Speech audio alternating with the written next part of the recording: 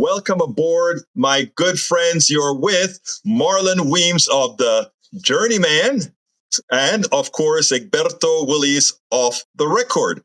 How are you doing today, Marlon? I'm doing great, had a good holiday. Two of my kids are with us now until after New Year's. So, yeah, it's all good. How about yourself? Oh, I'm doing just fine, man. I'm doing just fine. Just like you, you know what we have a tendency to do, and that is overeat on the Christmas dinner. But you know what, man? I don't mind because I am just not going to weigh myself until the new year. You know, Yeah. I might wait a little bit longer than that, but yeah, I know what you mean. Well, when I said the new year, I wasn't speaking the beginning of the new year now. I was speaking about when I figured that I'm not weighing as much as I think I've added in the poundage from all that eating on Christmas. You get back to your baseline weight. Exactly. But you know, it's interesting. Last time we spoke a lot about Kamala Harris and how it went, why she lost, etc. And Trump, a lot of our MAGA brothers and sisters thought that it was going to be a great thing. They got their Führer elected and it was going to be a good thing. The MAGA man is there. The man isn't even in power yet. And the first thing he goes to get, one of the first thing he does is he seems like he wants to invade the country of my birth, Panama. He wants to annex Canada to become a state, and he wants to just take over Greenland, I guess. And he wants to just take over Greenland. What's that all about? He's crazy. He's crazy. That's all. I mean, this guy, hold on just a second. Alexa, turn off. My Alexa just starts talking whenever, just wants to get involved. I mean, I know the feeling. I know the feeling. This guy is, I saw a report today, and what really is bothering me, and the media addresses these things as if it's just totally normal. I saw, someone, I think it was Debbie Wasserman Schultz, was talking to a young lady on CNN, and the anchor is saying something like, do you think this might actually help diplomacy? And I'm like, this ain't no diplomacy. This is just Trump just fever dream saying stuff, and the reporter that they went to after was again trying to rationalize it and make it seem like this is just garden variety diplomacy. And she said something like, this isn't new. Somebody behind the scenes told her that he's been thinking about this for a long time, and he's just using this to, to get a better deal on trade. And it's like, there's like a million things you could do other than saying you want to take over a country to get a better trade deal. That's not what this is. This is a normalization and a sanitization of a crazy person. This guy doesn't have a lot of intellect. And there's something that somebody said to me that really made sense. And that is, let's get to the point. This guy is a figurehead, and there are a lot of people that are working through him. We have Vivek Ramaswamy working through him. We have Elon Musk working through him. Let's remember, Elon Musk didn't stop that bill because it was too expensive. He stopped that bill to get some favors for his factory in China. Bingo. And let's remember that he builds, this guy that is talking about America and let's build up America and the American worker and they're for the popular, they're the populace. This guy is out there screwing the American worker as he builds his cars, his electric cars, not in the United States. And you know who actually kind of sold him out a bit? Laura Loomer. So And for people who don't remember her, I'd never heard of her until this was back when I was still using what was then Twitter. Mm-hmm. And I guess she had gotten suspended for, some just anti-Muslim Yeah. talk or just something crazy. And she chained herself to the front door of of the Twitter headquarters. I'm not sure what that was supposed to accomplish, but that's kind of how she got in my memory. And what's crazy about what happened in the last 36 hours, I guess, Mm-hmm. is that she's actually making sense. Yeah.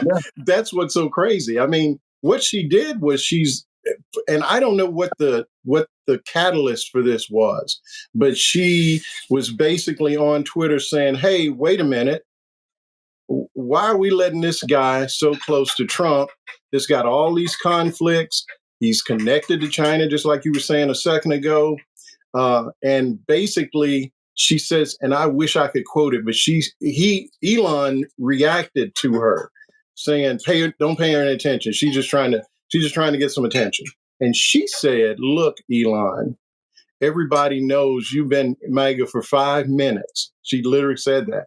And then she said, you put a bunch of money in and you think you done bought you a president. And when I read that, I was like, okay, Wow. this is getting It's ready so to true. yeah, first of all, it's true. Second of all, she's on his platform saying this to him. And it wasn't 5 minutes later, the next thing you know, she lost her blue check mark, which I think she paid for that. Yeah, Number one, exactly. you have to pay to have that. Well, he took her check mark away. Well, community, And they can say she violated community guidelines. That would that's be what the he said. byline. And the next thing you know, she's suspended. Mm-hmm. And then I saw her on and these are what's so surreal about it, Egberto, is these are Mm-hmm. not things that I normally.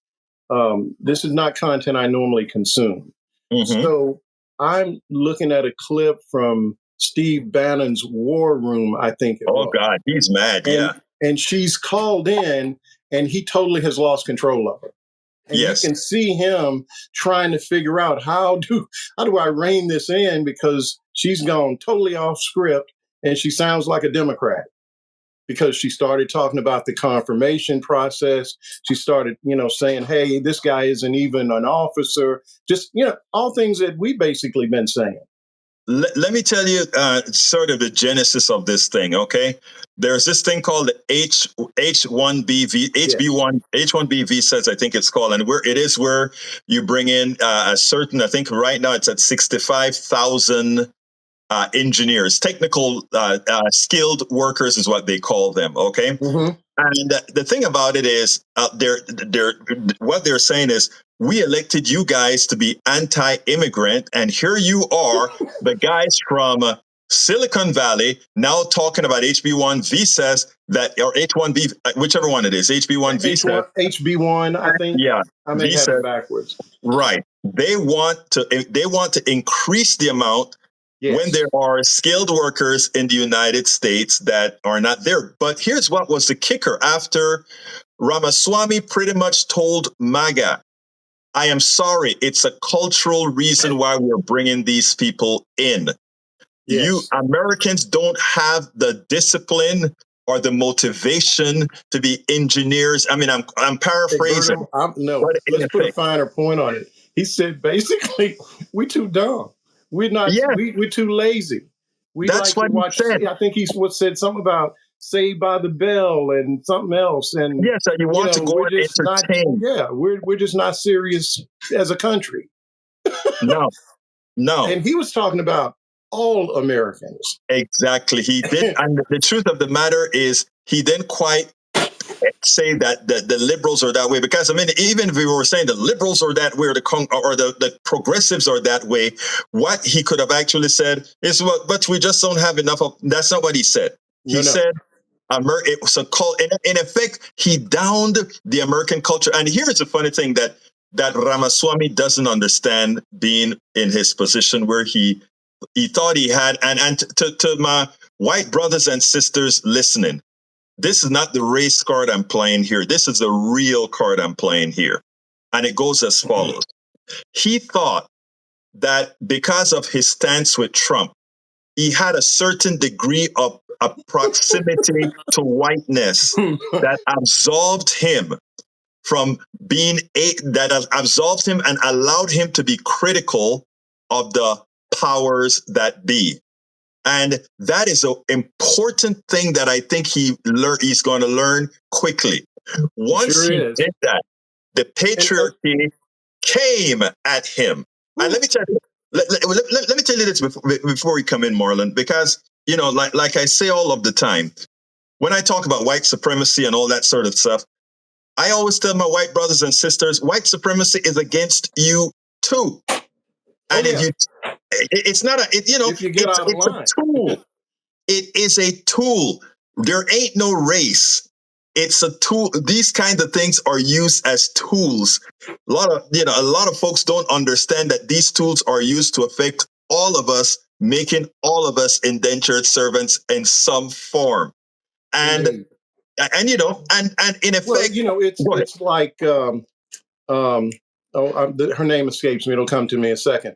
The woman who wrote the book Caste and yes, I know exactly who you mean. Yes, of Other Sons. Yes, and that's what she talks about. I saw a really interesting clip because it's not. If you really think about it, the sort of the line is that we're supposed to be, and we're going back to slavery now, subhuman, whatever. And she said, well, if that was the case, why on earth would you let a subhuman person breastfeed your baby, take care of your children? And I was like, ooh. Wilkerson, Dr. Mary Marshall, thank you so kindly. Yes, Wilkerson. Yes. Yeah. Oh, Dr. Mary, how you doing? I knew. Yeah. Yeah, she's in our writers collective, so she knows. Isabella Wilkerson, I think it is. Wilkerson. It's amazing because when I'm on KPFT, I'm trying to explain that because sometimes I'll have white callers call in and tell me, Egberto, you are playing the race card, and I'm like, no, I'm playing our card. Our card. Let's not let these people use these mechanisms to divide us, and that's what Ramaswamy thought. Ramaswamy thought he had the tool with which he could bang folks was, and he learned a quick lesson because a whole lot of people came out against him and said, what are you saying about us? Why don't you go back to India where people live like dogs? That's what. Oh, I know, man. It got very racial rather quickly. Yeah. And from the MAGA side towards there was another fellow. I just happened to see some screenshots, because I just really don't use Twitter unless I have to search something because the search engine is still pretty good. But it was an Indian person that, PhD and all of these different, acronyms after his name or abbreviations. And he said something like, what he did was he just listed all of the different U.S. corporations where the CEO was from India. Mm-hmm. And there were maybe 10 of them. Right. And oh my gosh, the next thing you know, it just came down on him, and it just nothing but racism and just hate and, just all of that. And I think there's going to be it's the old leopards eating people's faces thing. Oh, yeah. There are a whole lot of people, and they're like, where'd that leopard come from? I didn't think he was coming after me. Well, they're getting ready to find out, I think. But you know what is also interesting, Senior Journeyman, and I think people have to going to get, now that they've opened the door. Mr. Musk was once an undocumented person in this country.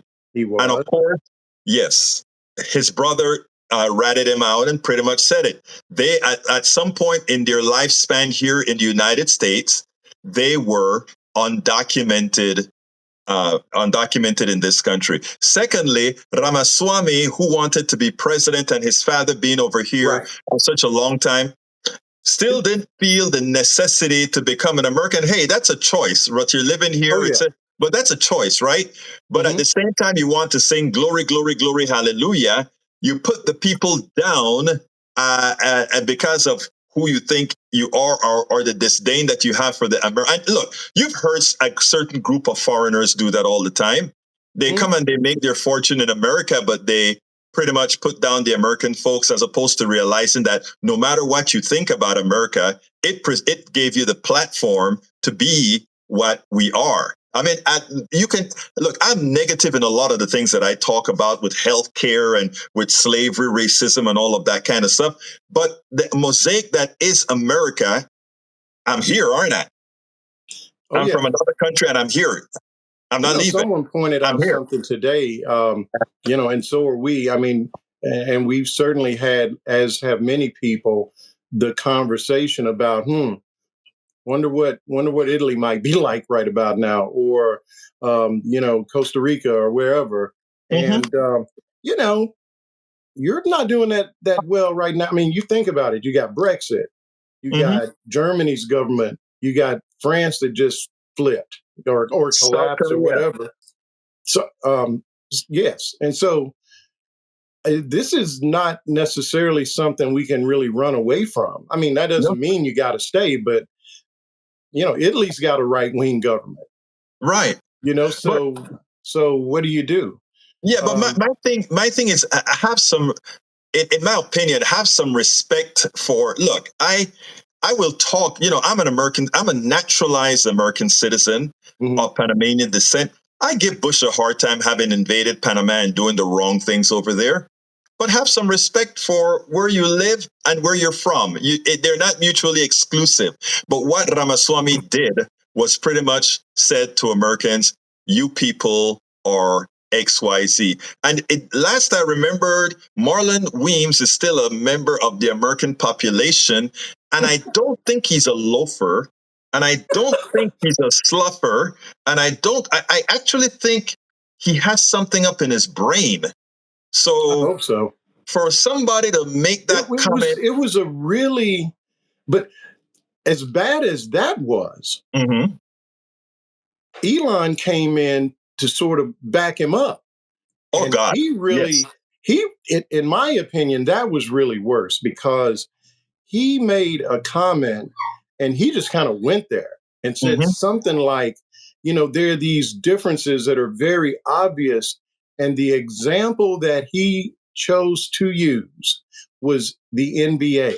Oh my God, yes, And essentially said, these are obvious differences. Like, these black people can, they can dunk, but on the intellectual side, not really. And we just have to accept that. And I was like, I yeah. mean, he knows we can read this stuff, right?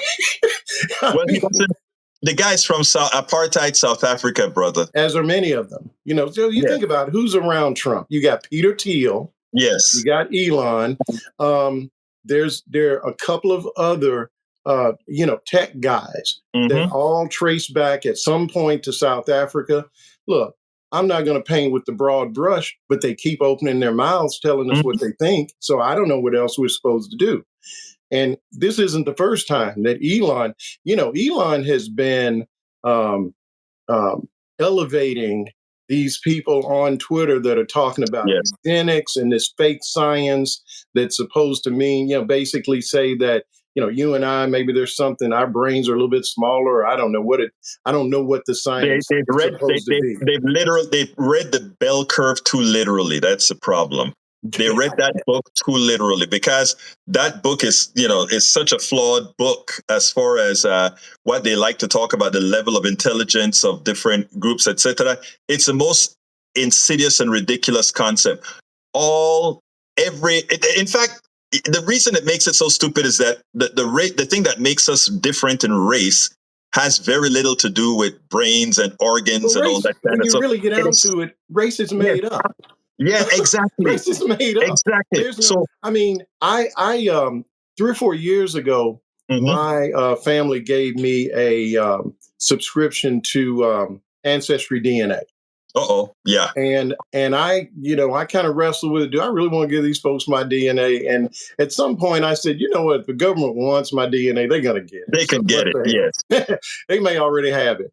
Some of the stuff that I did in college. I'm probably on the radar screen. So Hmm. so anyway, I sent it in, and you get back. I got the reading that, and it was surprising to me because I'm seeing Scottish, and I'm seeing Swedish, and I'm seeing, of course, West Africa, which you would think, Both of us Cameroon, Nigeria, would show that. I Yes. mean, but I'm like, so what does that mean? Does the one drop rule apply the other way? Can I No, say the I'm one drop rule Swedish? doesn't apply the other way. I'm sorry. Yeah, I Mr. know. Weems, I'm sorry.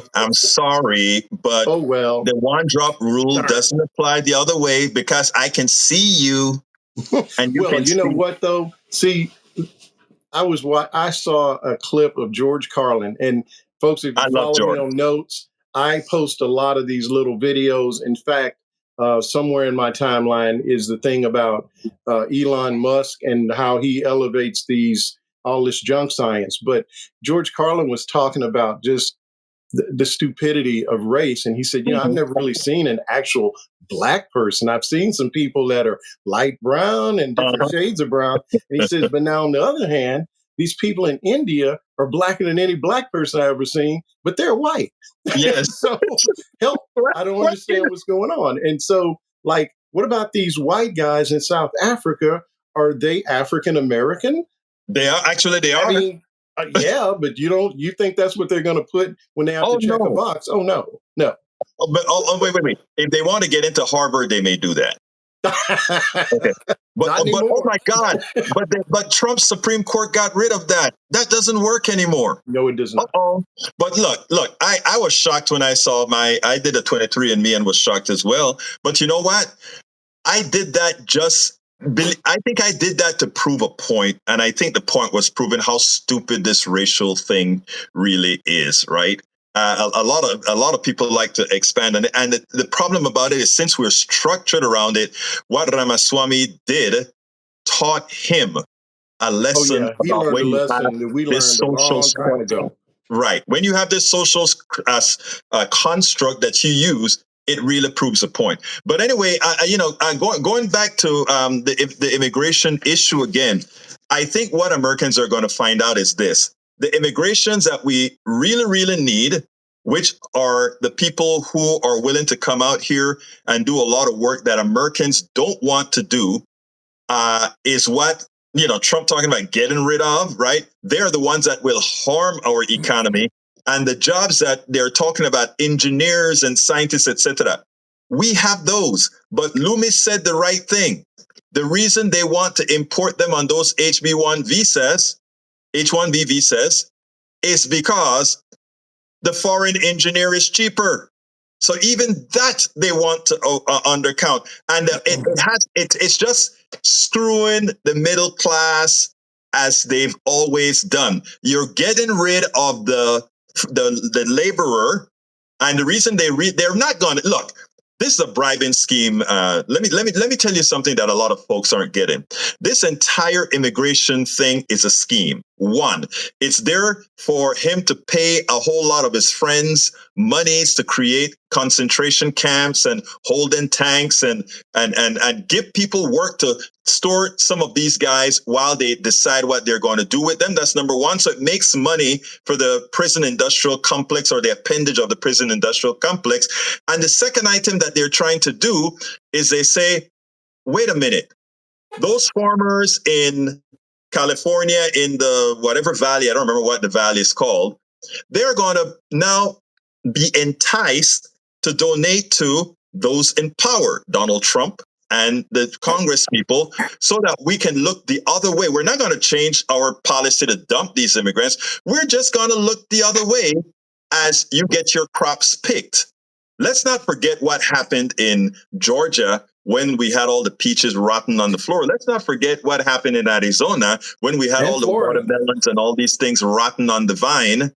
They remember that, and they know they can pay these guys off to turn turn the eye. So it's going to be a win-win. But the people that are going to get hurt is all those Americans who went to MIT and North Carolina and the University of Texas and paid all this money to get their masters and their PhDs or their BSMEs, etc. And they're going to be replaced by cheap labor. cheaper labor. Cheaper labor. Cheaper labor. So I'm just looking at Carol Q, and she's right on the money. I actually wrote about what you just mentioned with regard to the prison industrial Industrial complex, complex. because if you recall, and I think I published it maybe, I don't know, a month ago. And what I looked at was after Tom Homan, the border czar, Right. was announced, and the prison stocks just went, whoop, I mean, straight up. And you There you had go. CEOs getting on their earnings calls talking about, yeah, we're anticipating revenue up 30-40%. There you go. And because they're counting on all because what's going to happen, I think, Egberto, is these people are going to get detained, but it's not easy. You just don't get to throw these detainees just in any country you decide. The The other country would side have has to to be willing to accept them, take. Marlon. The country has to accept them, Yeah. and most countries say they're not. And so what does that leave? That leaves them just languishing in these private prisons. Who can loan them out for cheap labor? So they may end up doing the same doggone jobs they were doing to begin with, maybe in a different state for less money, or perhaps no money. And you know what? And at the same, so these guys will be pulling money in both directions, pulling money to house them, to feed them, and at the same time they make money renting them out for labor. It's a way. Again, Dude, this entire thing is a I racket. think you said it right. It's a scheme. It is definitely a scheme. And you know what? The MAGA folks, guess who doesn't profit from it? The MAGA folks who want this to happen are going to pay the price because their grocery bills are going to increase. The women in certain neighborhoods that have been using these folks to take care of their kids or do their lawns or build their homes, that's going to be reduced. So who pays the bill? All of us, except the Ramaswamis and all these other guys. Well, the very people that put him in office are the ones that are going to suffer the most from this. And it is just a phenomenon, man. I have tried my best to understand it. I know people.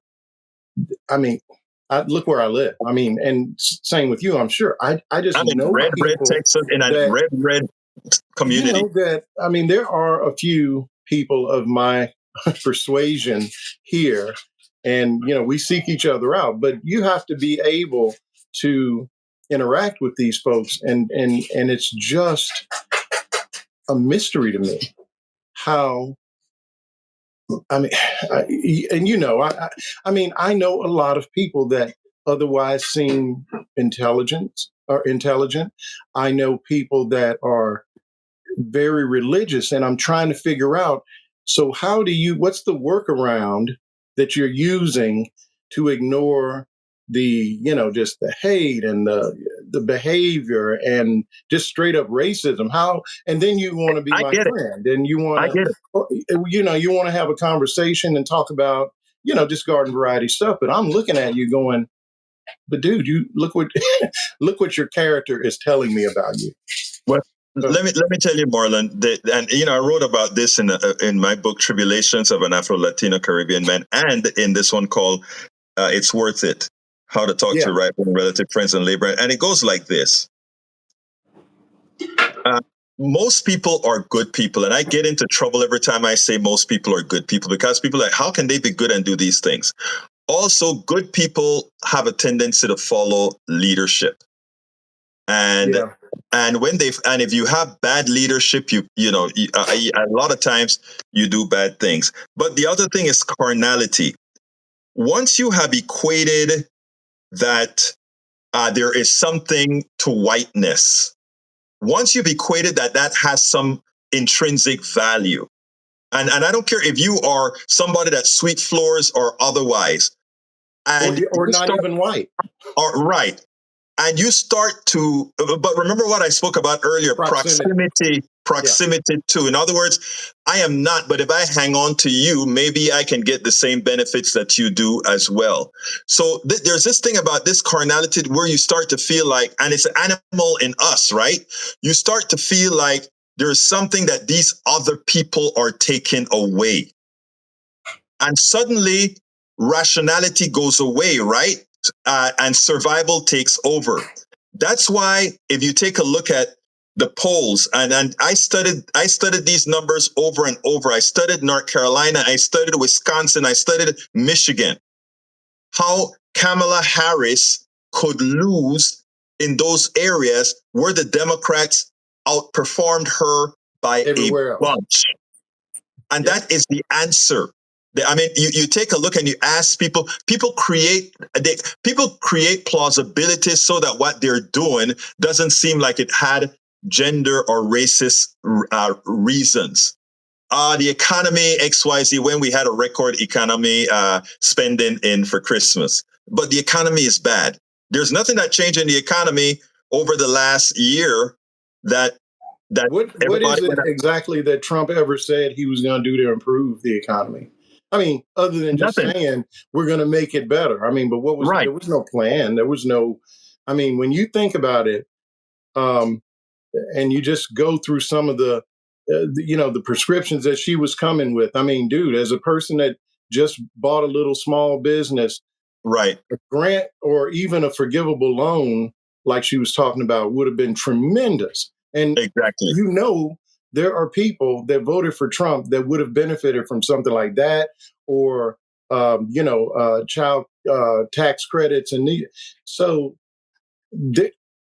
actually, I'm going to try to find it. I actually wrote down a rather long. I did literally like a transcript of it of Isabel Wilkerson. This was before the election, and she was talking to Lawrence O'Donnell. I saw that interview, and it was powerful. He asked her, "How is this? This, and you just go through the resume, take what she looks like out of it. How is it when you just laid that resume down next to the Trump resume? How is this close?" And she gave an answer, and I won't go through the whole thing, but in a nutshell, she said, sometimes that proximity to whiteness for some people is more important than something that may very well be in their benefit. And they're willing to go in that direction to the detriment of the country, to the detriment of themselves, because they don't want to lose that status. And she said it a whole lot more eloquently, and I'll dig it up. I think I wrote about that. If I'm not mistaken, I think I have a Substack out on that one. But it's interesting because this is the case because women went out there and they voted for their bodily rights, but at the same time they voted for the guy who has vowed to take them away. It's the most counterintuitive thing I've ever seen in my life. And when they talk about uneducated people, mostly are the ones who voted for Trump. Educated mostly. I mean, that is somewhat true. But I tell you what, I know a lot of educated, and I me, I get into a Starbucks. What's the percentage of white men and white women that voted for Trump? It's pretty high. Yes. Democrats never really get the white vote, not since I think Lyndon Johnson, really. Yeah. So it's probably going to be, I'm just spitball, 70, almost 80% of white men are going to vote Republican. Right. And white women, I'm not sure. I know it was a lot. I don't think it was quite that high though, but still. I refuse to, the Democratic Party pretty much cede that space. And I think they cede it just assuming people are stupid. And I read, as opposed to saying, let's educate, they go with how people are reared. And I think there is much to saying, I think a democracy requires educated people. You can't have a democracy. I gave an example on my program today that said if we have 10 bushel of corn and we feed people with 9 bushel of corns and people are still hungry, some folks are going to say, no matter what, let's go for that 10th bushel. And you say, no, we got to keep that to plant for the next season so we can have bushels of corn again. The educated person understands that. The uneducated person thinks, I'm still hungry. I want that. It's there now. And, it is and when I say educated, for those that are listening, I'm not talking college degree and all that kind of stuff. No. I'm just talking about being aware, The being, to put it basics, though, bluntly, Egberto. being woke. You know something, and I'm not saying the pandemic was good, but in my case, when the pandemic occurred, one of my my two youngest, rather, Mhm. one was in high school and the other one was in middle school. And so essentially for that 18-month, 2-year period, we were homeschooling them. I mean, they were doing the online stuff, but it was on us to kind of, be the teacher, Right. right? And make sure, I mean, fortunately for me, I've got two really, smart kids, and they stayed on top of what they needed to do. Mhm. But even with that, I would have conversations with them about what they were studying. And dude, I was blown away. They had no idea what the Electoral College was. Mhm. Just civics stuff.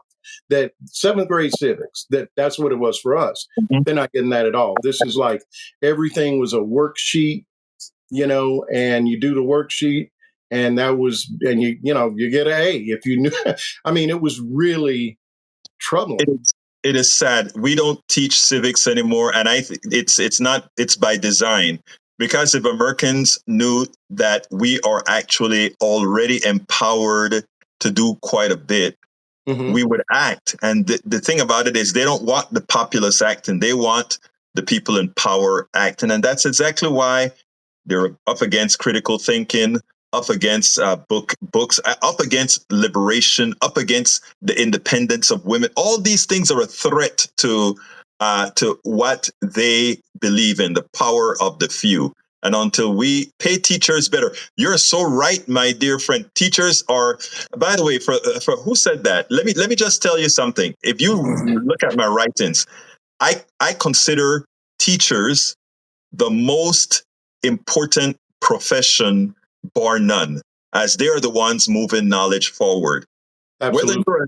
Whether you're teaching physics, whether you're teaching economics, whether you're teaching jet propulsion, teachers are the most important profession, bar none. And I revere, back in Panama, our teachers, when you saw a teacher in a grocery store or somewhere, you stood up. Carry those groceries, man. You did you showed that I have to be at my best. This is a teacher. Over here, Listen, Egberto, boy. my first grade teacher, Miss Roundtree, I Mhm. stayed in touch with this lady on through elementary, high Mhm. school, into college. Whenever I would come home, I always dropped by, checked on her, and I come from a family of educators, and in fact, in my writing, I have one of my aunts in particular was. She was one of the first Black women, or Black African Americans, period, to graduate from the University of Arkansas. And Mhm. so she ended up being one of the first Black principals, if not in Arkansas, certainly in the Little Rock area. And one of my uncles was also a principal. So I grew up around that. And so the idea of just sort of, well, these guys are in one breath talking about America doesn't have enough talent to work in Silicon Valley. At the same time, they're talking about getting rid of the Department of Education. What gives? I'm sorry, what? Gives? What gives? What Come gives? on. So that lets It's you know crazy. right there. But Marlon is coming up on that time. Actually, I think we're a little bit past that half hour time. So why don't we kind of close this up and tell those folks that are listening to us, thank you so kindly for spending this time with us, and Absolutely. As we discuss some of these issues, actually pretty important issues. But close her out for me, Marlon. Well, we've covered a lot, but I think what we've really, I really don't think the people on here probably don't fall into this category, or they wouldn't be paying attention to what we're saying. Mm-hmm. But I do not think folks are ready. The people that I talk to on the street, and as I said, they are mostly people that voted for Trump. Mm-hmm. I don't know what they think is about to happen, but I really feel like it's going to hurt them a lot more than it is most of us. There's no doubt. There's actually no doubt that based on the policies that he's wanting to come out, I mean, the fact of the matter is his audience, the people who vote for him on the socioeconomic ladder, the policies that they're talking about with all these cuts will harm them immensely. And there will be nobody else to blame but themselves. And I can tell you, a lot of folks on our side of the fence are tired of marching, tired of trying to explain and tell these folks. And I heard a guy a few weeks ago, in essence, he said, you know what? When you put this guy back after everything that we saw him try to do, and the stuff he was able to do, maybe it's time to find out, just for America to see just what they have allowed to happen. And maybe that'll wake folks up. I hope so. We can only hope. Like I said, also, though, I'm glad for what you are doing with your platform. Thank you. Which is educating, and we'll continue to do this. And I hope we'll have the pleasure of doing these chats every so often, because I think we've gotten some people that have made very good commentary on this. So I want to thank you, Marlon, for inviting in this this communication here, and let's do this again. Absolutely, absolutely. We're going to need each other because the water's getting ready to get bumpy. Yeah. Well, look, you have a great rest of your night, my brother. You too, Egberto. We spend a lot of time deconstructing the news, trying to parse it into a form that everybody can understand. We try to find those little nitpicks where it flies above the fray, etc. If you really like these videos that we do, I want to ask a big favor. Please go ahead, number 1, subscribe to our channel, and number 2, please join if you can. Thank you so kindly for watching. Keep watching. Please remember to share. We must populate the entire internet with our progressive message, a message that we know is what most Americans say that they want. So help us, please join.